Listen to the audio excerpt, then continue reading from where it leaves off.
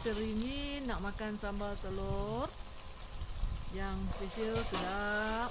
Lama tak makan ya. Jadi saya pun masaklah sambal telur. Mula-mula macam biasalah, kena sediakan cili kering kisar dalam 40 biji macam tu, 40 tangkai buang-buang biji, dan kita kena rebuskan dulu cili tu. Blend bersama dengan bawang besar, bawang merah, bagi lebih sikit lah. Dengan juga kalau suka masukkan sedikit bawang putih, tapi saya tak masukkan sebab sambal tumis saya tak suka masukkan bawang putih, tak sedap ya. Lepas tu kita tumis cili yang dah dikisar tu. Ni sebab buat sambal telur, tadi kita rebuskan telur tu, kita goreng telur dulu dan angkat naik, dan minyak lebihan goreng telur tu, terus kita boleh tumis sambal tumis ni lah. Kita tumis cili kering kisar ni sampai betul-betul kering. Saya buat banyak juga, walaupun guna nampak kuali kecil, tapi saya angkat simpan separuh lah untuk apa ni, sebab sambal kosong ni kita boleh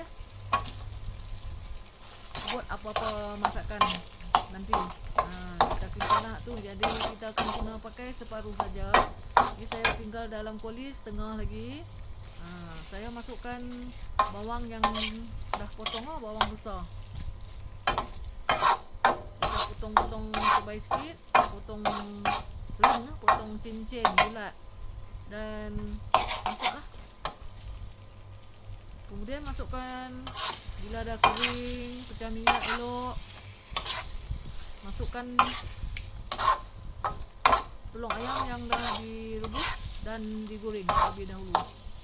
Dan perasakanlah dengan, jangan lupa sedikit yang asam jawa, garam, belacan, sedikit garam, gula melaka, dan sedikit kecap untuk warna yang lebih cantik. Nak menyediakan mudah, tapi kena ada teknik. Nak masak sambal kena ada teknik. Dia kena masak lama ya, sampai cabai ni betul-betul masak dengan elok.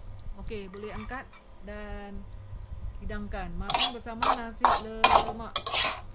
Nanti saya tunjuk nasi lemak. Saya masak nasi lemak special lah hari ni.